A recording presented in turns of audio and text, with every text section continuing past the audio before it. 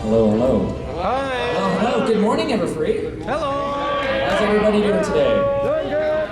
Doing good, doing good. Anyone a little tired? Yeah. Get your coffee yet? Well, we're only like a third of the way through this thing, right? So who's excited for day 2? Yeah. All right. Thank you all so much for joining us this morning. I am very excited for this next panel. There's a few folks waiting backstage who were a really integral part of what allowed an event like this to exist in the first place. And we'll get to talk to some of them. We'll get to hear a few memories. So we'll go ahead and get started on our retrospective for 10 years of Everfree Northwest. Please join me in welcoming first to the stage, Royal Coat.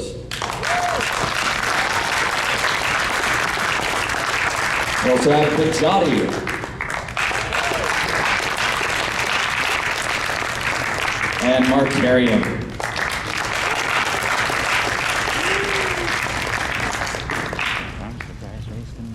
All right. Can you just mention the time this trumpet is? Well, you're here already, but yes, for those, some of you may have noticed that in the schedule there's a misprint. The time for this panel, actually you're right, this is good to point out. In the print schedule it shows it only going until 11, like as a 1 hour thing. It's actually an hour and a half. So we've got quite a bit of time to discuss what we're here to discuss, so feel free to stick around. We will be doing Q&A at some point. We've got a microphone set up here in the middle for when we start doing that. And there's a lot that goes into putting an event like this together. I certainly know that from the work that I've been doing, but these guys know it especially well because they're the ones who built the thing in the first place. So, yes. Thank you guys so much for joining me. I'm going to silence my phone before I forget. All cell phones and pagers, please. Yes. Who uses pagers anymore?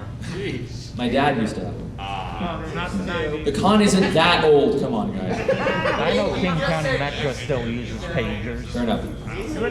All right, so I have up here 3 of the founders, really, of Everfree Northwest, and some of them you may remember we did a panel like this last year, but Markarian in particular, I haven't seen you in, I don't even know the last time I saw you, but it's about 5 or 6 years, something like that. Yeah. So, what's new with you? Well, hello everybody. Well, what's new with me? So I do introductions. Yeah, seriously, that's probably a good idea. So I guess I'm holding the mic, so I'll start. My name's Markarian, and I'm one of the original co-founders of Everfree Northwest, and also I served as co-chair for I think 2 or 3 of the years that I was involved with the convention, and I also served as board president for the first 5 years. So.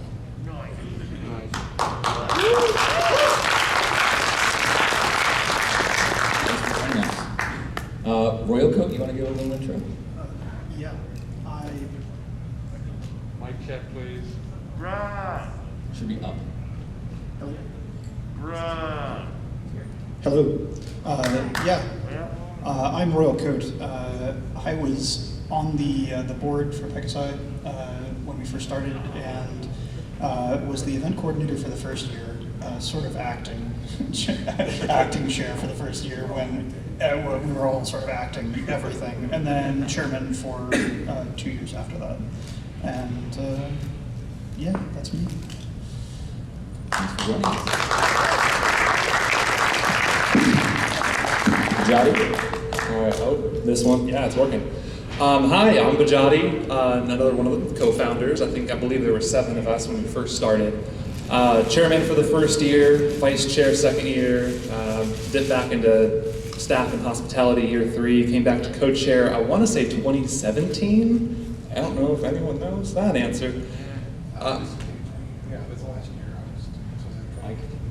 It must have been 2017. And yeah, I mean this event, it's still going. Can you guys believe this? Thanks for coming. We're here. So 10 years that this con has been running, and I thought maybe one of the first things to do is maybe take a look back at some of our memories through the years. So I think we have a video that we will be able to watch. Some of you will have seen this. We also played it during opening ceremonies, but I don't think anyone up here has seen it yet. So this might be fun. We'll give them a moment to get that queued up. This, by the way, was a video put together by Morgan, who's on our staff, based on submissions that all of you sent in. We actually put up a form online to submit clips and photos from previous Everfrees, and the result is this video. So, crowdsourced nostalgia, in a sense. Is this video going to be posted anywhere? We'll probably post it, yeah. Oh, here we go. I'll upload it. This is it. Ladies and gentlemen, we're about to kick off Everfree Northwest. Do you remember the Everfree 2012 when we went upstairs to like go over the room and you can see it clear as day? Well, my favorite part about that was you had to take an elevator to get to the concert. So there was the entire convention. Every main panel was in that room. So Brian like, Bush actually showed up. Saber, you want to know something weird? Back in 2012, I walked into this convention and met you for the very first time. But he's going the wrong way. Enter the hotel's that way.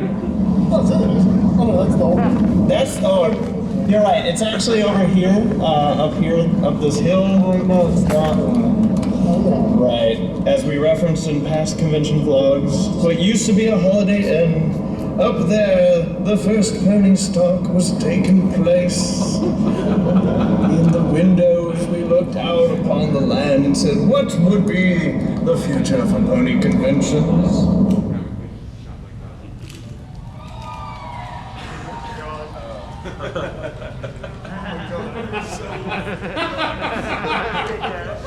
I look so young. Welcome everybody to the first annual Everfree Northwest.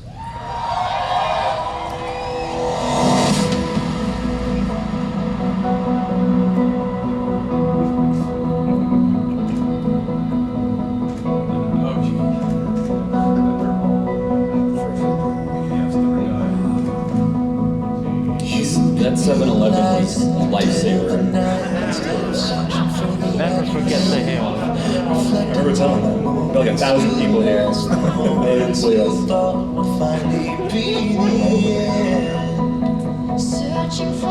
EQI, very young B-Pen. EQI was awesome. The burden.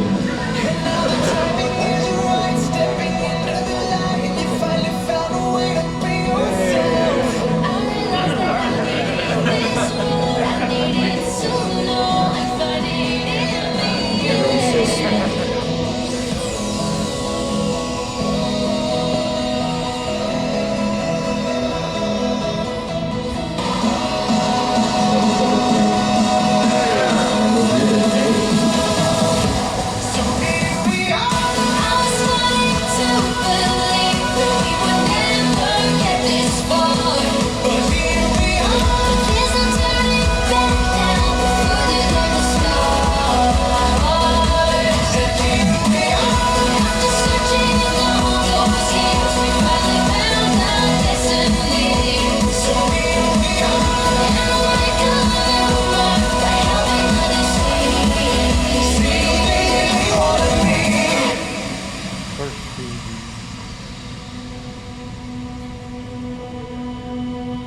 Yes, we enjoyed the concert last night.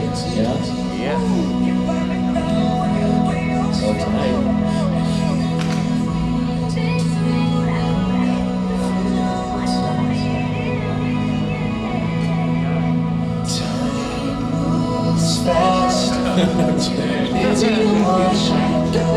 Yeah, draft is here, by the way. Realizing all we didn't know. These young eyes looking all around for something bigger than we could see. No doubt could ever slow us down, drawn by the promise of eventuality.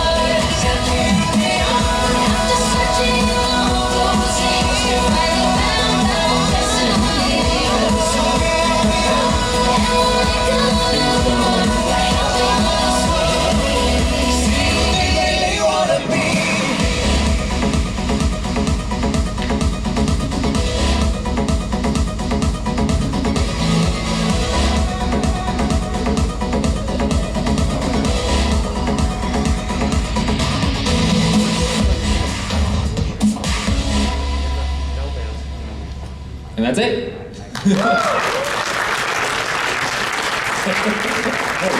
Thank you guys for putting that together today. What's it, Morgan? Morgan. Yeah. Morgan, thank you, Morgan. Oh my goodness. Yeah, oh my gosh. Holy crap. Gosh, I'm gonna cry. This early in the panel. Yeah, we haven't really even gotten into it much, but yeah, lots of different things to unpack there, I'm sure. I'm honestly not surprised that I didn't see me anywhere because whenever we're working at the club, we're like all behind the scenes in the Yes. back doors. Yeah, that first year was Discord. Discord was with us. Discord, yeah, and we didn't even know him yet at that point. Yeah, It was it's true. 2012. So I wanted to say, Simul, thank you so much for having us back. Thank you so much for inviting us back home, because that's where we are right now. Yeah. And, I'm so glad you could make it. Yeah. Thank you for joining me. It's an honor and a pleasure, and also the first Everfree that I am in casual attire, and you get to wear the jacket. So, Yeah, you know, this jacket actually is it's like Korean or something. It has like the straight collar. I always thought that was a nice look. But yeah, thank you very much.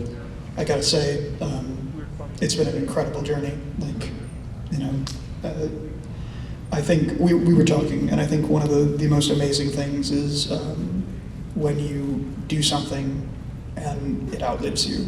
You know, we started this years ago, and now it's continuing to roll forward without us, and that's something you can be proud of. You know, I think the others feel the same way. and I couldn't have said it better. I mean, this from year one. I think that the first thing I want to say is thanks most of all to all of you, because it's always been about the attendees. It's not been about us, and it isn't about us. You know, I don't think that this convention was just fine without us, and we couldn't have asked for more than that. We couldn't have asked for better. So thank you for continuing to come. I see faces in the audience I've seen since, God, I think year one, and it's the fact that you continue to come back a decade later with all that's happened in the world, with all that's happened in our lives. You know, me 10 years older, 20 pounds heavier, and, you know, maybe a little wiser, but like, you know, by the grace of God, we're still here. So, I mean, let's have it for you guys, seriously.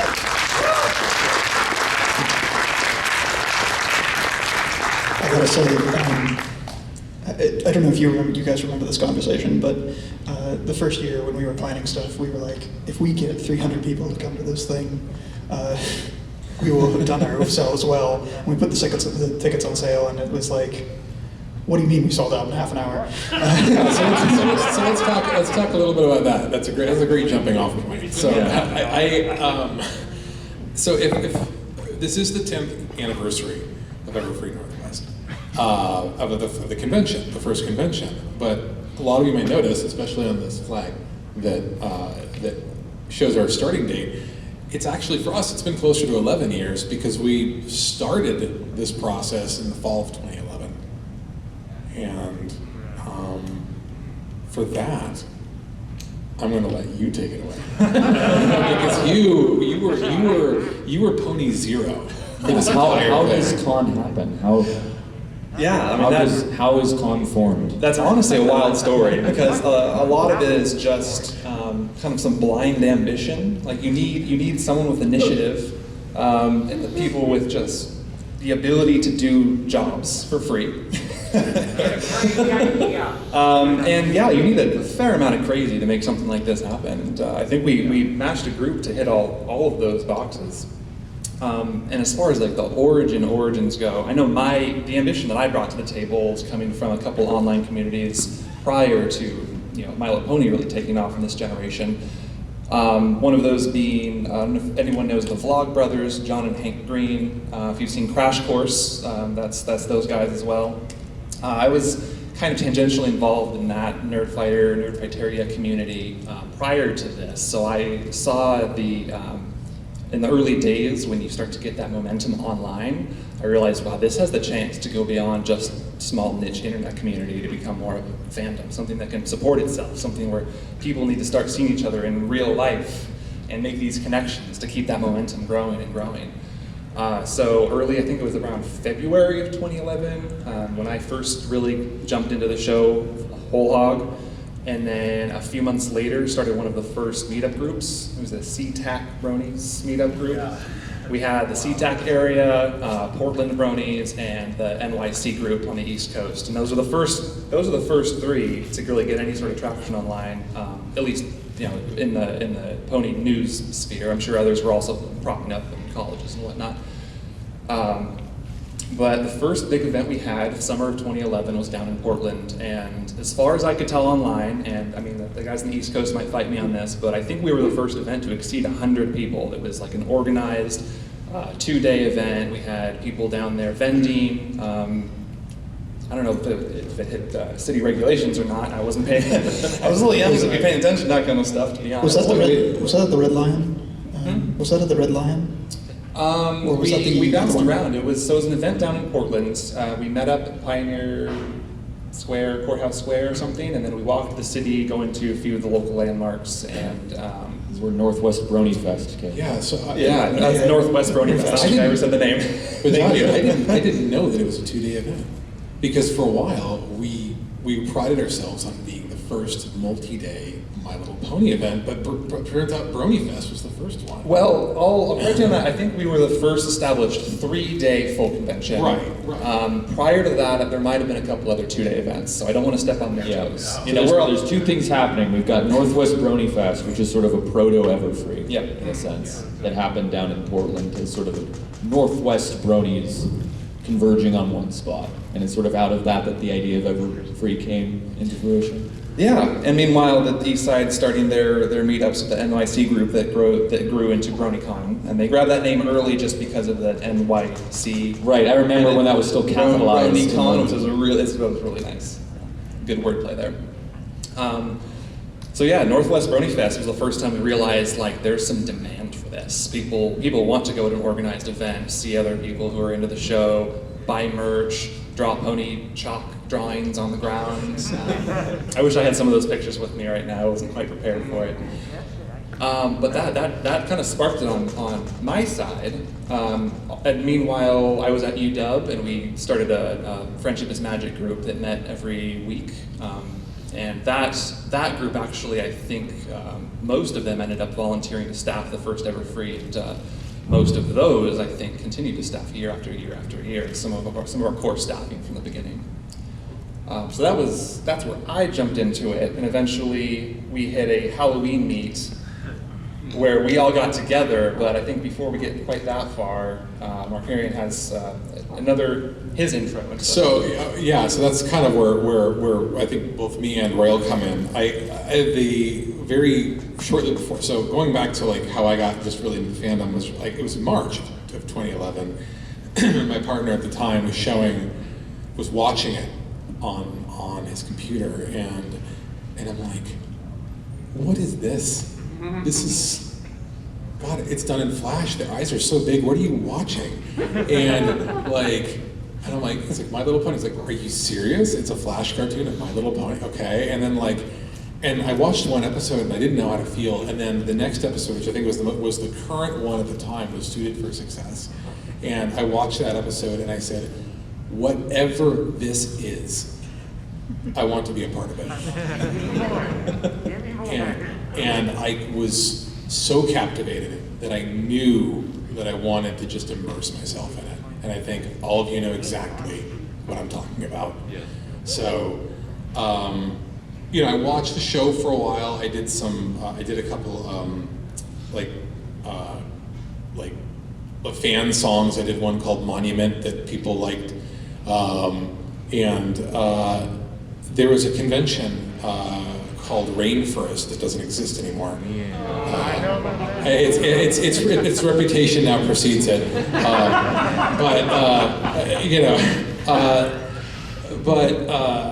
They decided to have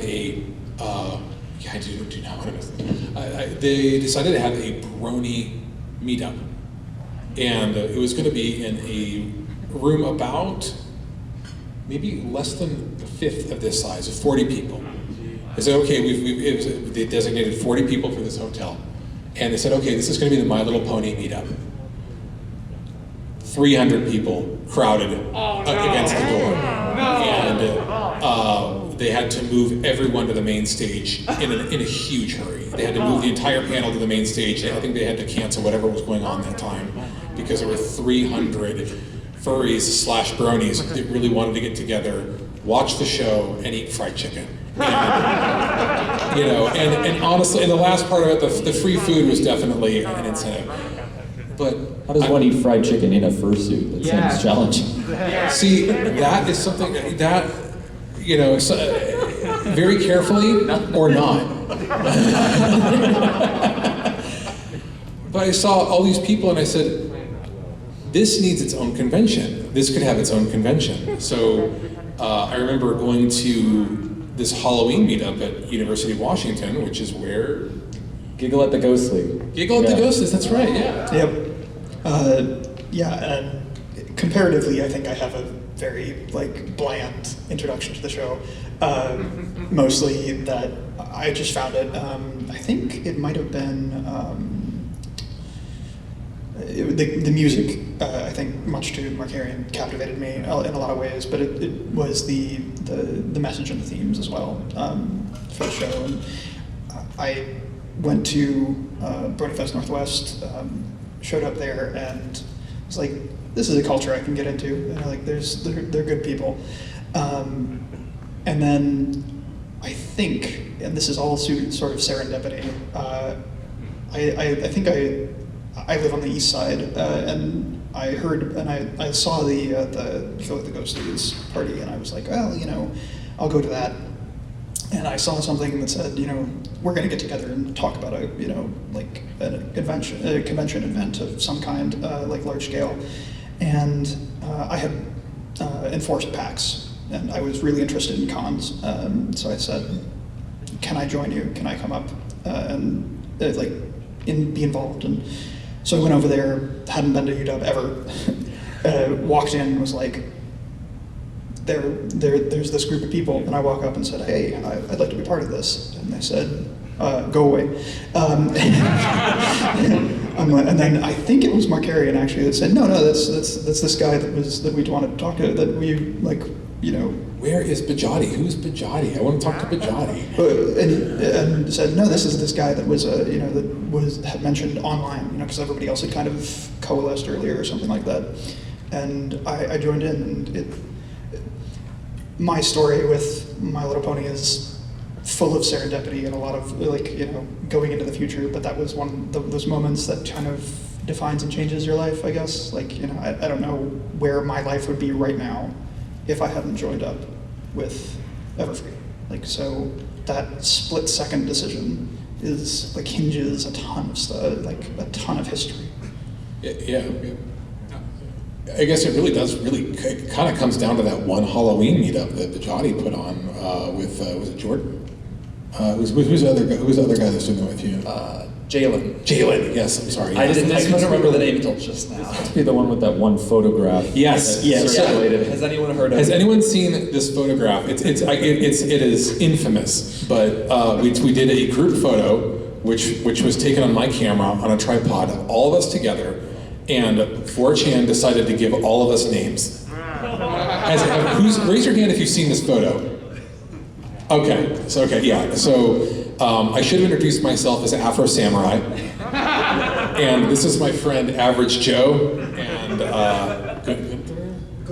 Gunter, Prince of Thieves. So I still own the Gmail address for that, by the way. If Front of House is able to find that somehow and put it up from Google or something, Please do. You could search for The Burdened, because I know that was Jalen with the incomplete, the Proto Celestia costume. Celestia costume. There was a like helmet one. and it was I think it was the picture for the Encyclopedia Dramatica Bronies. It was the ED article for Bronies was for this many picture that I years. took, yeah. I think it's no longer that way, but it was for many years. It was after 2011. So here's a lesson to you all kiddies: scrub the EXIF data if it's going anywhere. because it might end up on Encyclopedia Dramatica. Yeah, I think the most memorable, oh, there it is. Yeah, there's the unnamed version. And for those who think you might know what we're talking about, the most recognizable part of the photo is an unfinished quadruped cosplay of Celestia. And if you saw the labeled version, 4chan gave it, this was the burdened. Yes, that also made an appearance in our video a moment ago, too. Yeah. For a brief, complete version. Yeah. Yeah, I remember I think I first encountered that costume at Emerald City 2012. Oh God.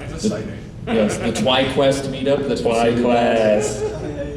So TwiQuest, they which group ended up putting that together? That was the. There it is. There's the photo. Yes. There's the photo. Thank you. Thank you.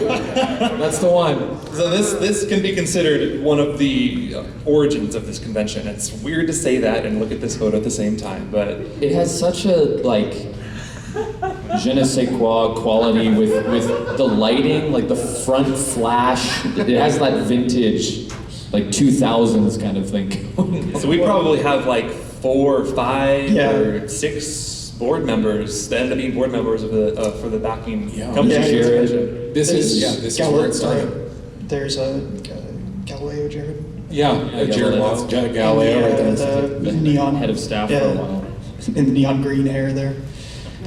So one challenge with this event, just as an interesting side note, is because this was a UW club meeting, we managed to get approval to have outside people join, but the rule that we were given was we have to have a student there for every non-student, which is a challenge. We had to hold back the floodgates of the local community and be like, no.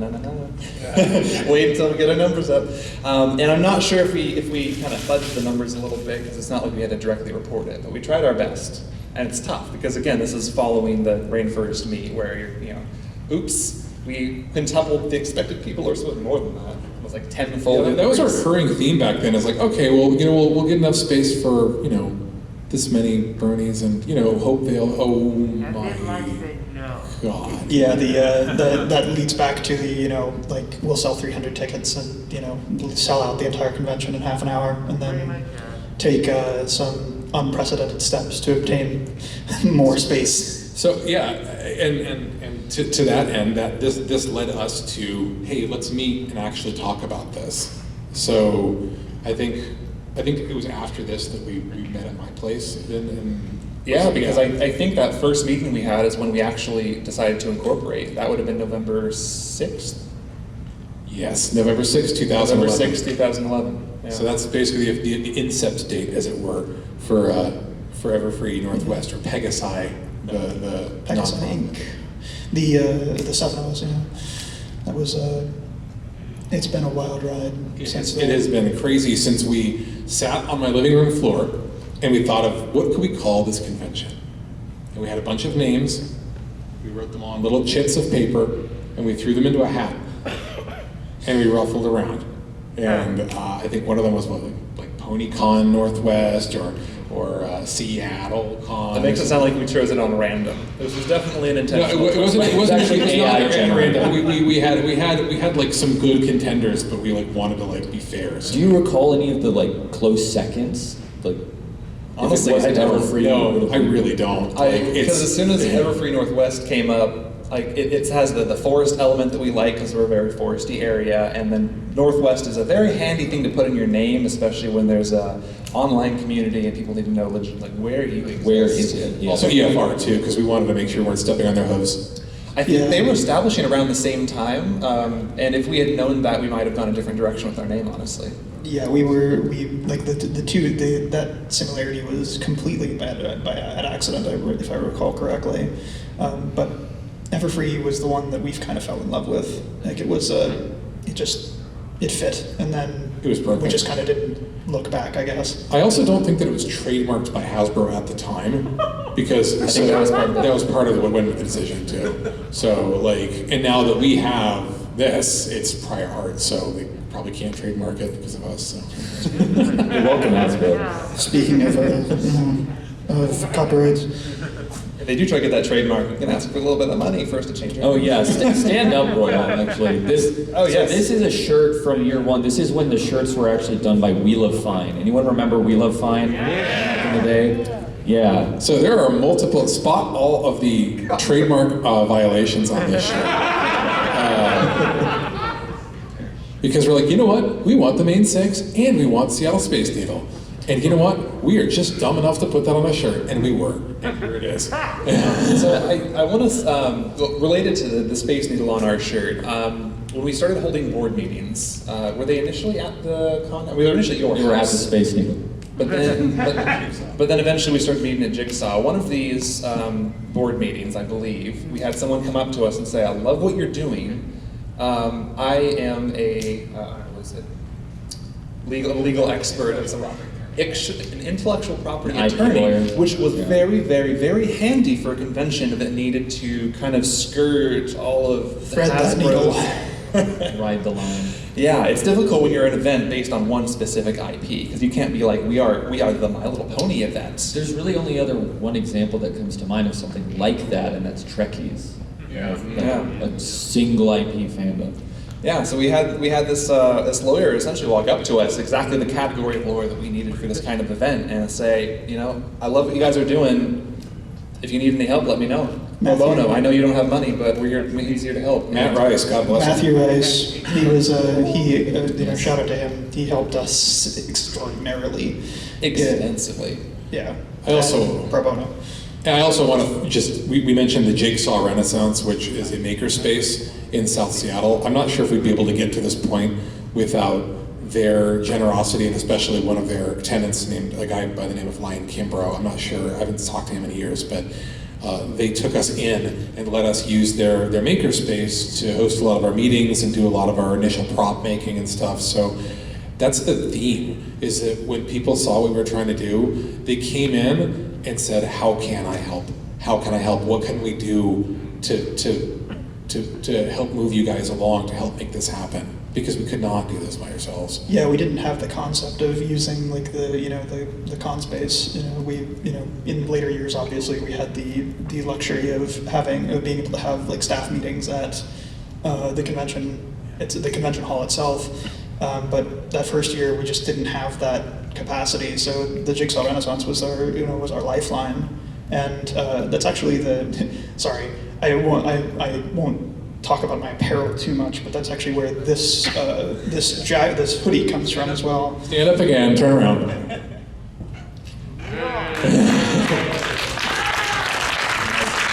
He has had that hoodie since the very start of this venture.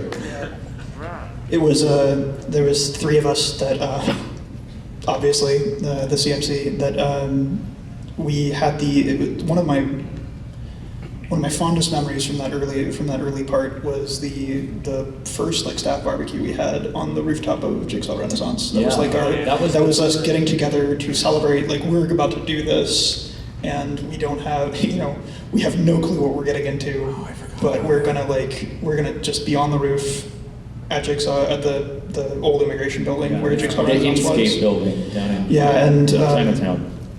Just have fun before we descend into the madness that is starting, doing this first year. So let's talk about the madness for a second. So when we announced Everfree Northwest, it was around Christmas of 2011, and we contacted Equestria Daily and said, hey, we have an announcement we want to make. It's going to be, we were announcing a convention, and there was like a teaser.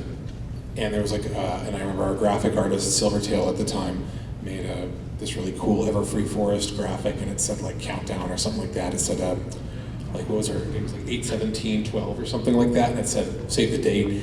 And then like a couple weeks later, we announced Everfree Northwest, and we had our registration system was done in-house by a friend of mine, and because it was just, again, this is just, like, you think about 10 years ago, we were just talking outside in the hall about how much technology has changed. Like, we didn't have like an online con book at the time. It was pretty nuts. So we got our first venue was at the Holiday Inn, which is now the Crown Plaza. You saw in the video with that little thing on the top. And It used to be a revolving restaurant when that was built. it used to. It didn't by the time we were there. No, that would have been cool. I met rotating opening ceremonies. That would have been first. Yeah, it's like, okay, never mind, it's over there. So we told the hotel, we said, okay, we expect around 750 people max for this convention, and we're planning to sell between 500 to 700 tickets. And we thought we had our work cut out for us. When we opened the server, when we opened the registration, We opened with a guest announcement, right? we had a guest announcement. Oh, yeah, it was Tabitha. It might have been Andrea first. It was Tabitha Andrea. came later, I remember, because it was after one of the first sellouts. Tabitha was like another. The second one, The yeah. second time we sold out the first year. Yeah, That's the second time. Right, yeah, there's a multiple time we stages. sold out immediately. But yeah, like, you know, to just put a broader point on it, we had to actually shut down the registration server because double the number that we had budgeted for capacity signed up. And I think we estimated that if we had let that keep running, we would have had between 3,000 to 4,000 people for a venue. It was, we were elated and terrified, and we quickly decided to get a second hotel. We're nervous. Which, if you're in any way, shape, or form involved with convention running, is 3 months before the start of the con is The hill. is not a thing that anyone would do. Like, and we did it. We got another hotel because, like, sure, that's just that just seems logical, right? That just seems logical. And yes, the hill. As I said in the video. Shortly, the next video was between 2012 and 2013. It's like, the smart ones rode the bus. I didn't even know there was a shuttle. Like, I heard that from someone else. So Year two, there was a shuttle. I got my steps in for that day. For sure. But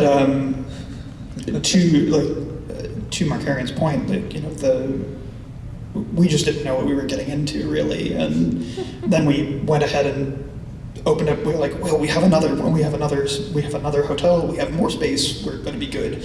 And we opened up registration again, and Yeah, well, I won't try to be too humble about this, but when we started the company, I think there were probably maybe a dozen people who met at your house total, and that included a couple people who could not be a part of the event full time, and a couple that were from Canada that could not be involved with the company.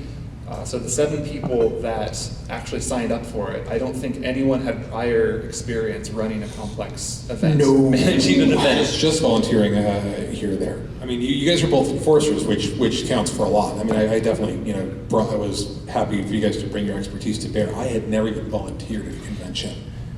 Yeah, I'd seen a little behind the scenes at Penny Arcade Expo in 14 for a few years, and that was kind of what gave me my motivation to, like, oh, we can totally do this. Yeah, no, we got this. Don't worry about it. and I think that's what's sort of almost miraculous about it is that it actually functionally went off.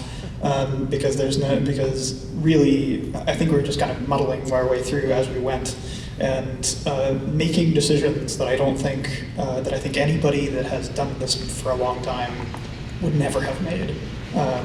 But there's a phrase, sometimes you get through things because you don't know what's wrong. And I think the fates were with us. I mean, on like whether it's karma or whatnot, because there were behind the scenes. I mean, I can't even tell most of these stories, but behind the scenes, the con almost failed several times for various reasons. It was a little bit of chaos, a lot of fires to put out behind the scenes. No one slept on Thursday night. Literally, not a wink. We didn't even put our heads on the pillow. Yeah, chaos. We were fighting our way through, and I think one of the things that I'm proudest of about the con, not just 2011, but 2012, but I mean also like just throughout, is that we instilled in our staff a real deep understanding that what we were doing was for the people that were coming, the attendees. We were we're making this thing, and if there's anything that was going to go wrong, we were going to pull it out of, it wouldn't be in sight. We would be, we would be taking care of it. We would be fighting really hard to make it the best experience for the people, even if it made us go through a living hell sometimes. I could probably talk a little bit about just from an attendee's perspective for that first year, because I was only an attendee for that very first event. And I had found out about Everfree from EQD. It was actually an EQD ad that I had seen just in the little sidebar on that website. And I saw, this is where the Space Needle thing paid off, because I saw that, I'm like, wait, what? Here? Really? And I hadn't had a whole lot of experience even going to conventions. Like my very first convention I went to, period, was Emerald City 2012 at that TwiQuest meetup. When I kind of first got into the Seattle Bronies group, that was the very first, no, that was not the first meetup I went to. The very first meetup I went to was that Rooftop BBQ at Jigsaw for that very last staff meeting, which was a really interesting introduction to kind of the way that a convention works. Sort of. Or the way that our convention works. Maybe so, maybe so. But yeah, I think that's probably where I met you for the first time, all of you really. But so the very first Everfree, I remember learning that was taking place, and it's like, wow, okay, I have to go to this. And I ended up being a sponsor for that year. And from my perspective, Royal, you were saying a lot of it is you're doing this for the attendees, and if there are problems, there's a lot of incentive and desire to isolate that from the attendees to a degree such that it's not going to have a negative impact on their experience. It's a really important thing. As an attendee first year, I can say I thought if things were exploding, I had no clue, right? We were very, very good about so we definitely tried to keep it off out of sight, and trust me, there were plenty of near meltdowns. The only thing I really remember is the first day reg system breakdown that resulted in day one being badgeless. Do you want to talk about that? You can probably go into the details, but this is where it was very, very beneficial for us to be a sold out event. Because Thursday night, I assume, Friday morning, booted our reg system, not working. Things were not processing. I don't know exactly what was going on, but we ended up needing to, do you have details? You want to speak to this? It's just been so long. The first morning, the first day, the reg system breaks down. There's people waiting, there's people with their families, and we didn't know what to do, so we put them all in the main hall in the Marriott, because that's where registration was. And after a couple hours, we just said, you know what? I talked with Bejoty, because we were co-chairing that first year, and I said, badge free. And then we just got on the radios and said, okay, just let everyone in, we'll figure it out later, and we did. And that was the first major snafu. But before that, there was one thing that happened that I wanted to share that was actually probably my favorite memory of all of Everfree the first year. And that was Thursday afternoon. I remember being in the lobby of it's on the Crown Plaza, and it was when I first started seeing people arrive. That was when I first started seeing people show up, and they were all dressed up, and they had all of their shirts on, and their swag, and sometimes cosplay, and the little wings to show that they were a Pegasus. And I was it blew my mind. That's when it really, really struck me. And I was like, they came. By God, they really came. They showed up. They're really here. This is really happening. I still get that feeling every year. It was the most gratifying part of the entire experience, because I realized that that every single person who was in that lobby, who was stuck in their phone or live streaming, because that was really new back then. And all of you right now, you all believed in us. You all believed in what we could do here. You trusted us to show you a good time. And we didn't want to let you down. Yeah. So. Thank you. the way you describe that feeling is there's an element of that that is still very much present. That's the same sort of feeling that I continue to get every time I start to see people trickle in on Thursday. It is a very special feeling, for sure. There's so much planning that goes in ahead of time that it's like time moves fairly slowly until you start getting closer to the event, and then you hit Friday and the weekend seems to go by really quickly. But that one first moment where you start seeing people show up and everything just pauses for a second, and it's like, yeah, we're here. That is where the magic starts. That's where the magic turns on at the convention, because up until that point, it's you and the staff, and you guys are all, you're all making the sausage. It was just an idea. Yeah, it's theoretical. It's like okay, this could just not happen at the last minute for whatever reason. But then when the attendees get there, that is when showtime starts. Yeah, and when the stress really hits. Speaking of the first day of the convention, well, I have two things. One thing that showed up in that video that I think is one of the things that I'm proudest of is the phrase "bringing Equestria to Earth for 3 days," because I am ecstatic that has stuck. Because that was that was the meaning of the convention, I think. There was, even in 2012, there was a lot of strife and a lot of stuff going on, and we wanted to be a safe harbor for people and to really embody the 6 elements in a way that, people didn't have to feel afraid while they were there.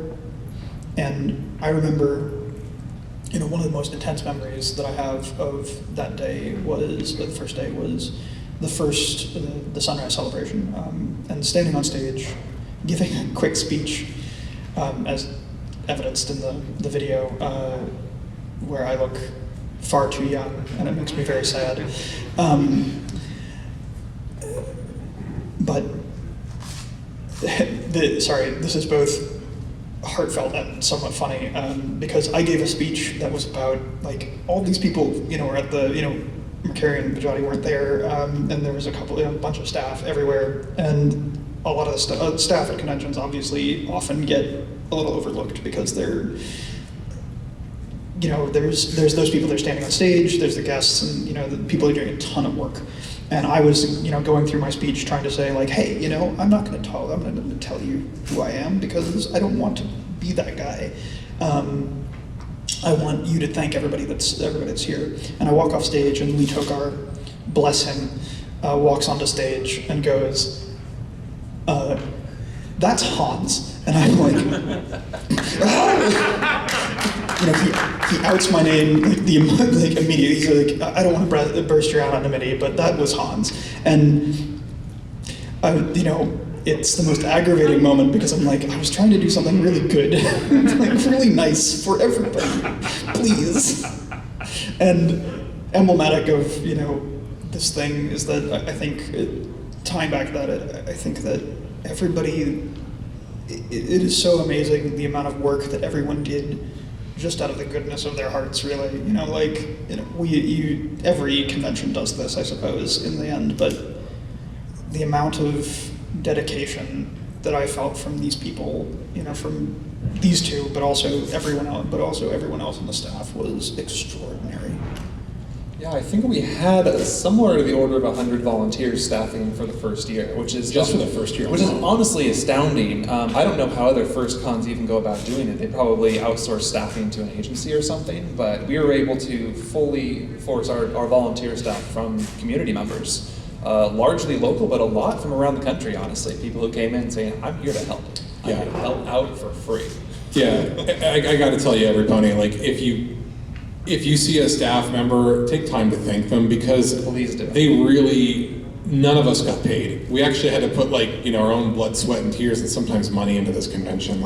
No one is doing this for money. It's absolutely out of our hearts. So it's, everyone's here to help you and show you a good time, especially this dude here.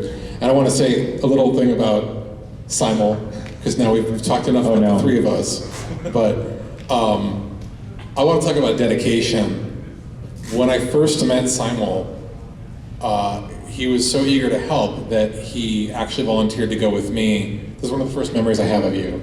He volunteered to go with me to a local sci-fi con where we were going to set up a table and promote Everfree. This is RustyCon? RustyCon, yeah, it was RustyCon, and one of the guys who was like helping us put this convention together said, you should go to RustyCon and network. I'm like, okay, all right. So I did, and I didn't realize this at the time, but when he showed up with me,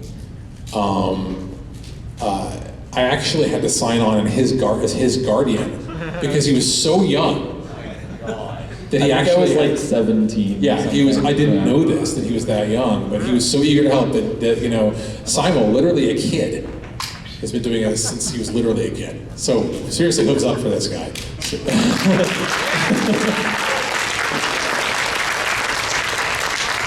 That is a fun memory. That was an interesting experience. Seattle actually has a fairly rich culture of just local conventions, different scenes. RustyCon was an interesting experience. It was very much that sort of old guard sci-fi, where the demographic was on average 10 or 20 years older than our demographic tended to be. So I don't know how valuable it was advertising at the time, but it was very fun still. Yeah, it was an interesting experience, and we got to hang out and get to know each other. Yeah. It was fun. Mm-hmm. Learned all about your coffee obsession. Oh God, so that, yeah, I have to mention that, like, I got obsessed with specialty coffee when the three of us went on a trip to Vancouver. So one of the things, again, as an aside, just to bring us to this, we talked about all the people that have been so supportive in making this happen. I would be remiss in leaving out the cast and crew, because Seattle is uniquely positioned to be geographically close to Vancouver, which is where they were making the show. So a lot of what was going on behind the scenes was us going to Vancouver and trying to, like, you know, build bridges, because back then Hasbro was very, very nervous about the bronies. They didn't want, they didn't have their, they talked, I remember being on the phone with the guy who was in charge of branding at the time, and he said, oh, we got to maintain our brand integrity. He kept saying brand integrity, because they were very hesitant to let us have special guests at all from the show, because they weren't sure about these bronies. So we really had to, like, go put our best foot forward and go to Vancouver and just kind of say, like, here's who we are, here's what we're trying to do. And the cast and crew, the voice cast, the animation staff, they were so welcoming to us. They were so sweet to us, especially the production crew, because they didn't feel like a lot of people, like, were as interested in, like, what they were doing.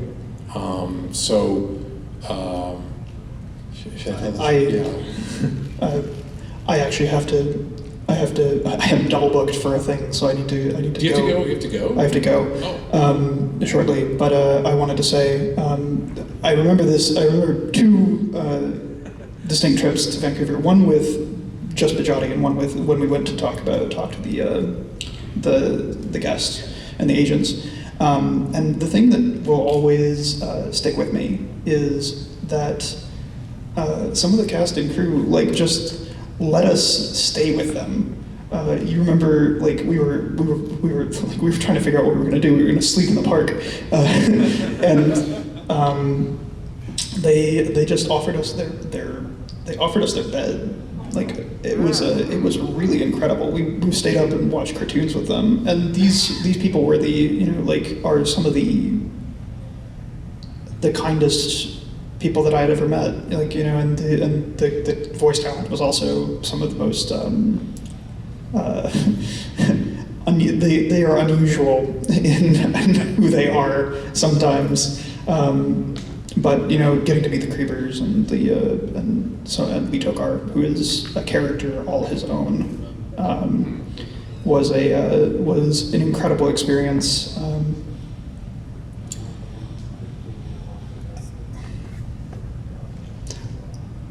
I need to go, but I wanted to say thank you all for being here.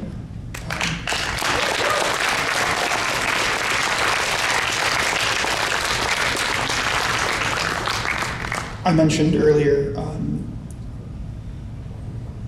my life would never have taken the path that it didn't if you all hadn't supported us. I came into this with a, dangling on a thread, by one choice, right? And started on this journey. Because of it, a friend of mine from school managed to bring us to, reached out to me again and brought me into a circle of a group, and that's where I met my wife. And because of this, because of my wife and because of all this, the experience I gained here, I ended up moving from a job and I started working for Wizards of the Coast. And in a weird sort of roundabout way, I work for Hasbro.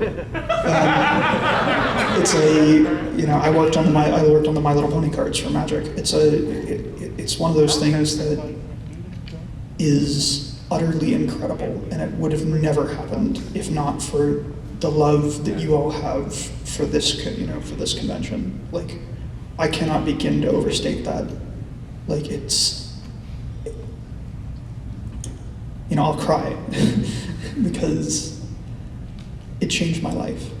My Little Pony did change my life in real, tangible, radical ways, and I know that that's an experience that I share with tons and tons of people, and it's one reason why you all are, it's the reason why you all guys are here. You all are still here and still here and have come here so many years. We're a decade on. And isn't that incredible? Friendship is magic. Here's to the next decade.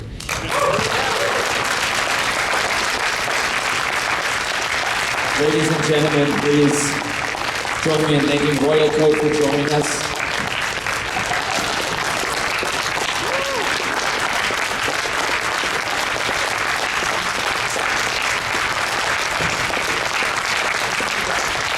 Royal Coat, everybody.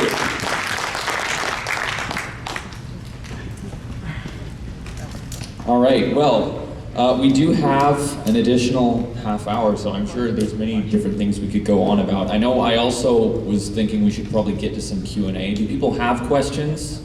I have We'll go to it. Yeah, go ahead. I have one story that I want to tell because it's probably one of the most magical stories. And this one, it was just me and Bejoty, unfortunately, and Royal wasn't along for this. But I think this is where take your charity items. Did you want to start with that really quick? I want to tell that. Yeah. So I mean, I don't remember the details because it's been a decade, but. The community came together back in, should have been 2012 then, I believe so, 2012? Yeah. Earlier, like spring of 2012, organized by Purple Tinker. If I remember, I don't know how long she was invested into the community, but quite a few number of years. Founder of BronyCon. I should give full introductions. Yep. So the founder of BronyCon was organizing this charity event. It's for anyone who wanted to donate something as a gift to the production staff, because we were trying to give back for this amazing show that we were given. And we got a whole gift bag of goodies that was mailed to my dorm room at UW. Because you were the closest that she knew to geographically to the studio. Geographically to Vancouver. And we booked a date to go up to it. And you're probably going to take over because so I was the one with the car at that point. And this was back when we were like very still, like it was between announcing Everfree and having Everfree. But we thought, okay, we could bring these gifts up and give them to someone who works for production. And maybe, just maybe, they'll make it into the studio and people will see it, because we don't really know, but we ended up booking a dinner. This was actually, this was through you. You set up the dinner, and we ended up meeting, we ended up meeting Big Jim Miller, and two of the other storyboarders, Sibsy Alberghetti and Raven Mullesy. And this was so early on. This was before there were any kind of procedures or or protocols or anything like that. And we had the sushi dinner, and we gave them these. So we had all these gifts in my car for the studio, and they were like, "Well, you just want to follow us back?" And I'm like, "Back to where?" And they said, "Back to the studio." And we're like, "Yeah, sure, that sounds good." So the studio, DHX at the time, where it had just been Studio B, just had changed names to JHX. Now they're Wild Brain, they can't make up their mind. But they used to have a location in Gastown, which was kind of a rough part of Vancouver. It still kind of is too, I think. But we ended up parking there. It was late. It was like at night. Everyone had gone home, and they brought us inside, like up to this elevator into the studio that was completely dark. We were the only ones there, and I remember walking into this place thinking, this is not happening. This is unreal. How did we end up here? And do you want to take over from here? I don't have a lot to add, but yeah, I mean, it's really phenomenal to walk into a room where you know literally the magic happens.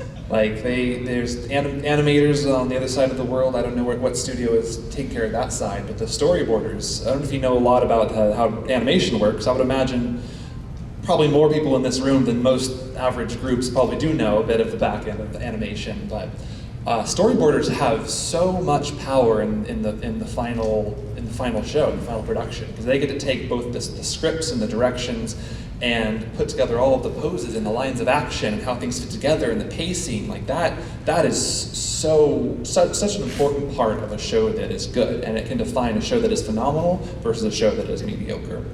And these storyboarders, oh my goodness, they were gems. And they took us in. They took us in, and out of gratitude, out of appreciation for what we were trying to do, and they all the gifts went directly into the studio itself. Some of them actually ended up on the wall there, and you know, I remember we stayed there. We must have been there for 4 hours. It was into the wee hours of the morning, and it was weird because we saw like Lauren Faust's office right after she'd left, so this empty office. It's like, oh, you know, because it was like, oh, well, there was Lauren's office, and you know, here's my office, and here's where I work, and you know, it was phenomenal because, you know, seeing the process of how the magic is made was even added to the magic, because you saw these real people with real heart and real creativity pouring their hearts and souls into this for hours and hours and hours a day. So that was an incredible experience, and I think that having that really kind of cemented in our hearts just how much not only the community was with us, but the people making the show were with us too. Said, yes, go for this. This is so important. Please, we want to be a part of this too. And it really solidified how we wanted to not just bring like the voice actors, the obvious people would know and appreciate the convention, but we wanted to bring the writers and the storyboarders and the directors, whoever wanted to come down and experience the community that they built, the media that they created that sparked such a huge worldwide phenomenon. We wanted to see how many people would be a part of that, and we ended up pulling quite a number of production staff down for that first year. Yeah, all three of them came down for the first year. And the following year they got their own panel. So, yeah, I mean, just cast and crew, just phenomenal people. I mean, that is why the show is the way it is. That is why it draws us all in like this, is because it actually has that kind of heart put into it. It's a real thing. I gotta say again, from an attendee perspective, the sheer amount of guests that you guys managed to get for that first year was a mind blow at the time, and it's still, I'm like, how did they pull that off? Maybe we can, I know you've got the very first Everfree con book here. We got a few fun things here we could look at, but is that the con book, or is that like a draft or a proof? Yeah, this is probably not the first, because there were some color issues with the first one, but this is the first untrimmed. I'll try to hold it really still for that, or maybe on the table. Yeah. There we go. Let's do this. And that I remember the cover art. I believe it was that Cosmic Unicorn. Cosmic Unicorn. Yeah, That's look at right. that. This is unbelievable. That spread is just gorgeous. Yeah, is there anything up on there, or are we just sort of foolishly holding this? Yeah, Everfree Northwest. Let me know if this is a thing we can do, because I'll hold it. Cool. The other cool thing about this con book, I have mine somewhere at home still, but the margins, the way it progresses from day to night as you turn the page. Absolutely. It's just mind-blowing. But I mean, we could look in there probably, the list of guests, because it was absurd. It was all of the CMC. Oh, now the camera's up apparently. The guests last year. Sure. There's that God, I beautiful can't cover. I can't believe we got these people. Yeah, it was just multiple pages of guests. Yeah, so Michelle Krieber, Kathy Westluck, Peter New, Tabitha St. Germain, Lee Tokar, Kazumi Evans, Tara Strong, Claire Corlett, Andrea Libman, Madeline Peters, Shannon Shankin, Andrew Francis, and that was just the first year. This was also when I believe Andrew Francis had been incorrectly credited for Braveheart. Yes. Anyone else remember that? Yeah. Oh, yeah, like, it was the following year, but Andrew Francis was wondering, why does everyone keep saying, oh, it was 2014, said, why does everybody keep, like, holding corn dogs out at me? Because like French was witchcraft. And I said, Andrew, do you have 20 minutes? He's like, sure. And so I grabbed Griffin and Jenny, and we all went into a spare, like, ballroom that no one was in, and showed him the episode of Witchcraft with the corn dogs on it, so he knew. I just want to mention as an aside that, I mean, it's kind of common these days for online fandoms to get in contact with at least some of the production staff of shows. It's that line is a lot blurrier these days. It's easy to get on social media and talk to some of your idols. But a decade ago, it was still pretty new. I mean, there wasn't really gigantic online fandoms around single shows. There was certainly like Tumblr blogs and that was a struggle to say, it's been a while. Tumblr. Lack of a vowel in there. Yeah, so it was actually in some ways surprising how easy we could get in contact with the production staff because they weren't expecting the fans to reach out at all. I remember finding Danny Ingram's email online. I think he just had it publicly available on his LinkedIn page or something. And I sent him an email and asked if he wanted to meet up in Vancouver and talk about Everfree. And yeah, they were just people. There was no celebrity culture at that point. It was just they're just people doing their jobs and making cartoons, and they just wanted to. They thought this was really cool and they wanted to be a part of it, and that's why we had so many guests. It wasn't just because we it wasn't just because we went and sold ourselves. They really believed in this too. So, I mean, it's just, and it's amazing, and some of them are still here today. Andrea's here this year too. So it's just, it's crazy. Do you want to show this thing? Oh yeah, because do either of you remember like exactly how this came about? Because I think the first year for me was a giant fever dream. I probably slept 4 hours across the weekend. I can't remember how we did this, but do you want to hold this up here? Absolutely. So this is a first-year staff shirt. Yeah. Well, first, here's see the logo. Yes. The toilet seat. More IP. Definitely a horseshoe. Absolutely a horseshoe. And totally not the Space Needle in the middle. We weren't trying to do that or anything. But the back here, this was in my storage for the longest time. I forgot I had this. I can't even remember who gave it to me or if it was for me or for something else. But it's signed by all sorts of community guests. Tara Strong, Lee Tokar, Dusty Cat, Michelle Krieber, Alex S., Kathy Westluck. Who else is on here? I mean, like looks like all the VAs we had, unless they had to leave early. A lot of the musicians we had the first year. Final draft, yeah. Yeah. Final draft. Thanks from EFR. Son of a Mitch. Tabitha. EFR. Or was it EFN? Yeah. EFR. Yeah. Tabitha. God, yeah. It's amazing. That's wonderful. Yeah, I just brought a few goodies. That's awesome. Yeah, and that look too. I remember. For those that have missed it, it's that shirt that Royal had on too. It has the main 6 on it. There was the 1 count of copyright infringement we referenced also. I didn't realize this, that you can't actually use the image of the Space Needle without licensing. That's a twofer right there. Weird, because it's a building, and it never would have occurred to me that that's a thing. But yeah, it's privately owned. They're really weird about that. And they're very litigious apparently too. They've gone after local like bakeries and stuff that Or like, we're a Seattle bakery, let's put the Space Needle in our logo. And to be clear, they never contacted us about it. We changed of our own volition. We didn't contact them either. Yeah, we learned a few things after the first year. But again, it was very innocent. We didn't really know what we were doing. We just knew we wanted to do it. It probably will be a good time to transition to questions. Probably. So it's 11:13. We got a little over 15 minutes left. So yeah, anyone who has a question, go ahead and line up there at that mic, and we'll just get through as many of these as we can. Thank you all so much for coming, by the way. I'm glad that there's a lot of interest in hearing some of what it's like in the early years of an event like this. By the way, real quick, who was at the first Everfree? Look at that. Yes, you were. That's incredible. Oh, man, thank you guys. I also want to give a quick shout out to the love of my life, Kristen, who's in the front row, who is a vendor since year one. That's right, isn't it? And I also, again, the vendors, I do not want to leave out the vendors because they really, really, they really were integral to making this event happen and still are. So shouts out to the vendors. Yeah. Go support them downstairs. All right, let's get going. All right. Good morning, guys. So I have a question about the naming process of this. Of course, it's called Everfree Northwest.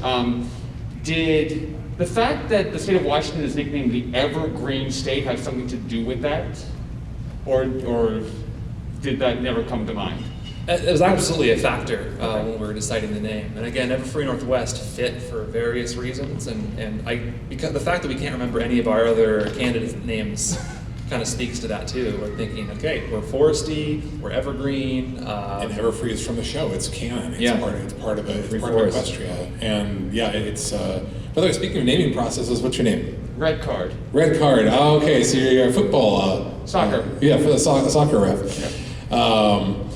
Well, yeah, it did factor into it. We wanted something that was, very northwesty, very, foresty, very alpine. Pony, but iconic to our location. Yeah. My dad variably will call it Evergreen Northwest or Everclear Northwest. I'll take it. Anything that's not the Yeah, actually, thank you for reminding me because I have a really funny story about that from John Delancey. Yes, I remember this as well. So he did a really, John Delancey's amazing. He's such a sweetheart. He did a voice promo for the Everfree that he was coming to, which is 2015, I believe. Yeah. And he did a voice promo as Discord, where he said Evergreen Northwest. And I corrected him, and then he did it again and then had Discord go, oh, no, it's Everfree Northwest. So, yeah, thank you for reminding me of that. Good question, thanks. Thank you. Hey there. Hi. So, in relation to, convention, especially after 2012, and I'm not really going to mention the Unicon incidents, were you ever worried, after that convention, Hasbro would even trust you in doing a Everfree Northwest 2013? Yeah, so I'm gonna try to keep this short because we're running He was time. So because we were in contact with production staff and Hasbro, we had a couple people ask us, hey, so this Unicon, this new convention in Vegas is happening. Do you know anything about that? Do you know who's running it? And this was the first time we could honestly say, we have no idea who's running the show. We don't know what's going on down there. But I knew a lot of people who were going to check it out, and I was down there as well. I won't go to the details of what happened down there because that's a story that's probably been repeated many times. Just call it the Unicon incident. The Unicon incident. Thankfully, we had a lot of community leaders down there from various conventions, like BronyCon, EQLA had some staff members there, and of course Everfree had several people down there as well. So we were able to hold things together for the rest of the weekend, but there was this huge underlying concern that Hasbro would just say no to any future conventions. Just cut us off at the knees. And I think they almost were to that point. I mean, there was serious talks across all of the conventions at the time, thinking this could destroy us. I mean, really, this is one of the events gone pretty horribly wrong that could botch things up for everyone. Now, conventions probably could still happen, but it would be a matter of whether or not we could get guests, which, you know, to be frank, is one of the larger polls to get attendance numbers up. So, yes, short and long answer, absolutely yes. We were scared that could be it for all of us. Many people don't realize the extent to which cons like this do continue to exist in a sort of gray area where if Hasbro really wanted to, they could put an end to it at the drop of a hat. It's part of why we have such a strong commitment to being a family-friendly event and to just ensuring that we don't overstep boundaries that might, the phrase escapes me, but you know, attract unwanted attention. Thanks, and never forget the hill and look a moose. Thank you. Hey, I first wanted to give a shout out to the feedback panel that's going to be happening tomorrow after the closing ceremony. I actually suggested last year to give for poster tubes, and you ended up delivering poster tubes at the con store after you buy a poster. I wanted to say on the concept of on the subject of identity. Did you all feel that the identity of Everfree Northwest was set in stone by the first convention, or do you think certain things have changed over time? Because I know you really pride yourself on being a family-friendly thing. Was that always the case, or have there been moments that have diverged from that? That was always the case. This is the same convention that this was 10 years ago. It's just bigger and better and more beautiful. But it has always been from year one, we had, you know, at least an infrastructure to encourage families to come. I think we've always been free for fulls, haven't we? We've always had for Excuse me. Yeah. We'll get in. But yeah, having this be a family-friendly convention, we actually avoided using the term brony in our branding because we wanted to make sure that it was inclusive of people who were original fans of the 1970s toys, young children that weren't part of the online brony community, people who felt like the label was too gendered. We wanted to make sure that it was completely inclusive, and it still is. Yeah, and looking around, honestly, it's like last year, this year, I almost tear up because this is the event we were building. This is what we wanted to do. Like from the music to the gala to having kids in here for free. This is the amazing space to hold this kind of event. And this was the dream. And you kept it rolling and achieved it. I mean, we haven't been involved for years at this point, but it just continues to blow my mind that Everfree is still running. This is the first Everfree I've been to since I think 2016, 2015. So it's a lot has happened in my life, you know, away from ponies. But welcome back. Thank you very much. It's nice to be home. Thanks all of you. So, thank you for answering the question.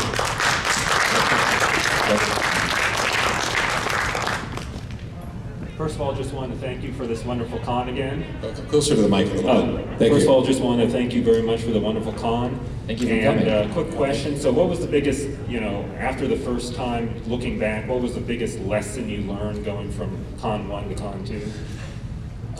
There's probably a few. The first one that comes to mind is don't ever have 20, 30 guests, especially when your convention of under 2,000 attendees. We didn't really think to have a cap on it because we weren't sure who would be able to get, so we kind of threw an offer everywhere and ended up pretty much getting 100% acceptance from whoever we asked. Yeah, like people, we really didn't get a lot of no's from the voice cast or the production team. Everybody wanted to be a part of it, including the comic staff and later conventions. And it was so novel at the time, right? But yeah, it was completely novel, especially because it's a 3.5-hour drive for everyone who works in the show. That's a really big deal. Like that's a lot of people are gonna have to get on a plane, it's a different time zone. But for us, it's like, you know, flash your Nexus pass and you'll be down here before lunch if you get an early start. That continues to pay off in the fact that, I mean, you know, the past few months there have been so many disruptions in airlines, and the fact that we don't need a lot of our guests to fly in has given us another layer of security there that has made our work a lot easier in that space. Yeah, if you haven't already gathered, and I'm just gonna kind of like volunteer this, the guest side of things with the production team and the cast and crew is an outsized portion of the amount of like work and overhead that goes into making this convention happen. It is a really huge part of it. You know, it involves a lot of meetings, it involves a lot of negotiation, it involves a lot of, just a lot of soft skills. So it's definitely a lot of work. So as Bejoty said, 20 to 30, maybe scale it back just a little bit. So. That, and then also taking the extra effort to try to find out people who have experience in the management positions you're trying to fill, which wasn't really a lot of options for us in the first year. We just kind of like, hey, does this sound like something you could do or learn how to do? Let's do it. You're in. All right, thanks for the question. Thank you. Let's try and do speed round just so we can get through everyone in the line here. We got a little less than 10 minutes left. Well, thank you for 10 years of basically a weekend of home. I wanted to ask, since we have all these wonderful guests year after year, when do you think we could get Lauren Faust? Lauren Faust, oh boy. That's a tough one. That's up to this guy here. It's all Simul. Yeah, so I mean, this is the type of feedback that we love to hear. And every year we do have our feedback survey that you can fill out. You can come to the panel over there. It's really based on demand.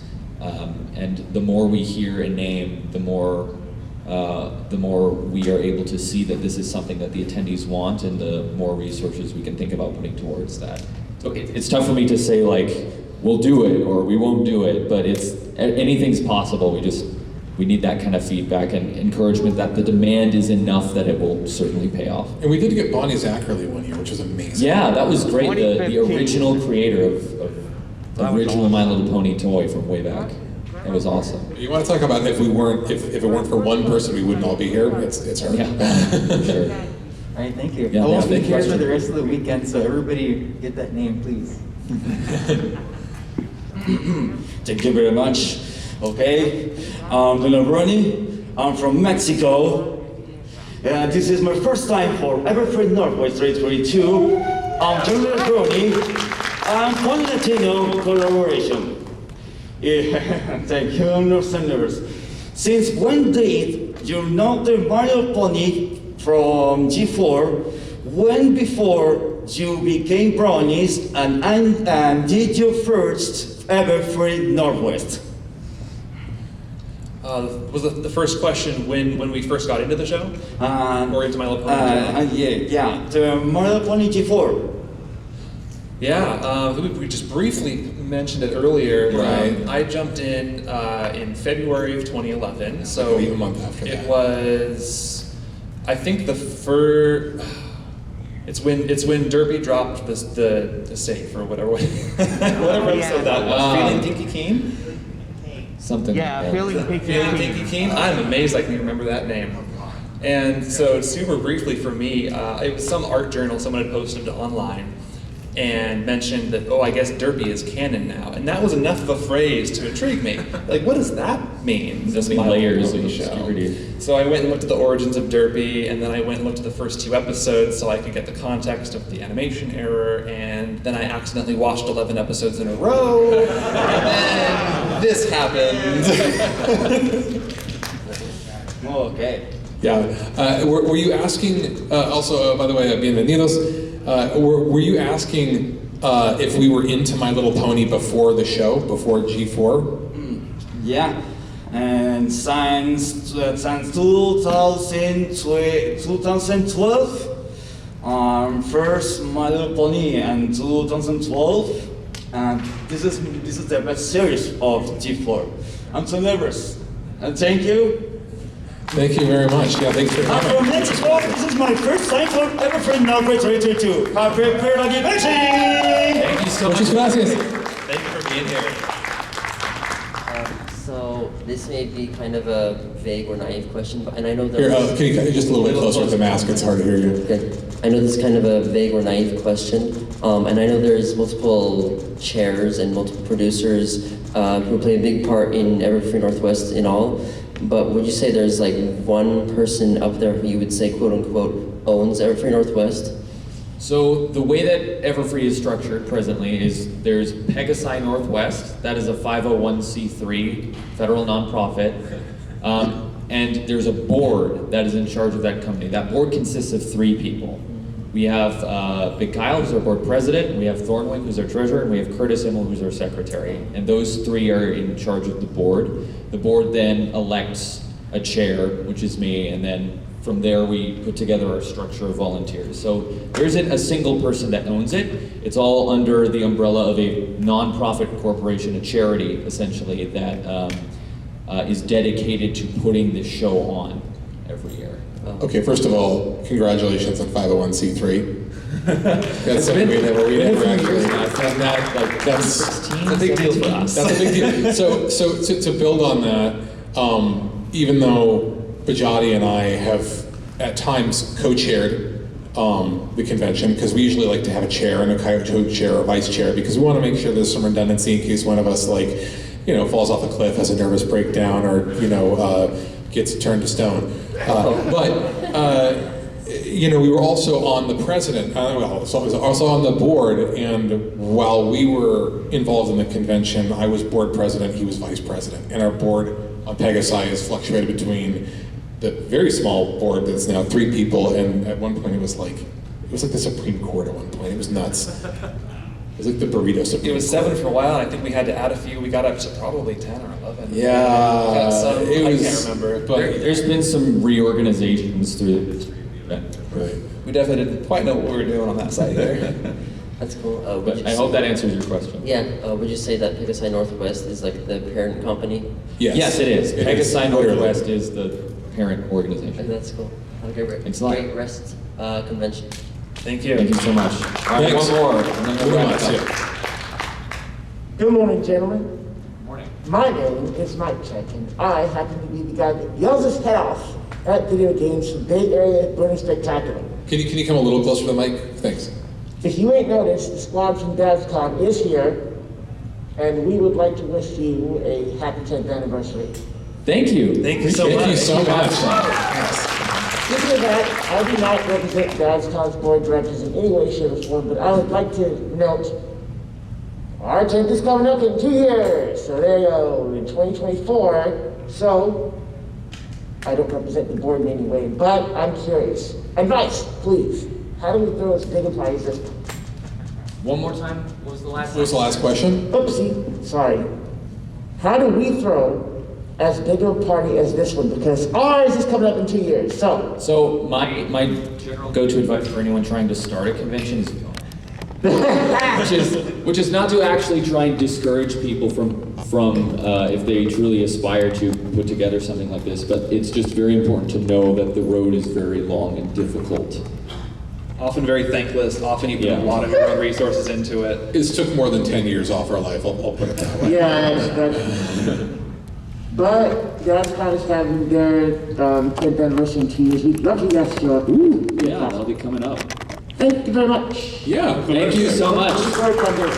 All right, folks. Well, gee, maybe we'll actually be able to end this thing on time. Wow. So, how about just that? before we do go, I do have some things for you, and I will make sure that Royal gets one as well. But these had to be run up to me earlier. But these are commemorative challenge coins for this year. That is gorgeous. Featuring front page on one side, the first convention mascot we ever had.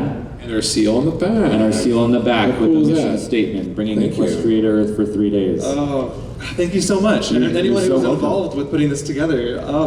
Yeah, so these were made by Chocolate Pony, who was one of our community guests and our vendors, and you can get these at the Con store if you would like one, as well as we had one last year from Marina. So check Please buy Con merch. Go shop. Alrighty, well, that's our time. So I want to thank everybody for coming to this, and let's please give a huge thank you to our panelists, the founders of Everfree Northwest, to Royal Coach, to Markarian, and to Bejoty for joining me today. It's so good to see you guys. I'm so glad you could make it. Thank you so much for having us. Thanks for bringing Equestria to Earth once again. Here's to the next decade. All right, folks. Thanks for coming. Enjoy the rest of the con. Enjoy your Saturday.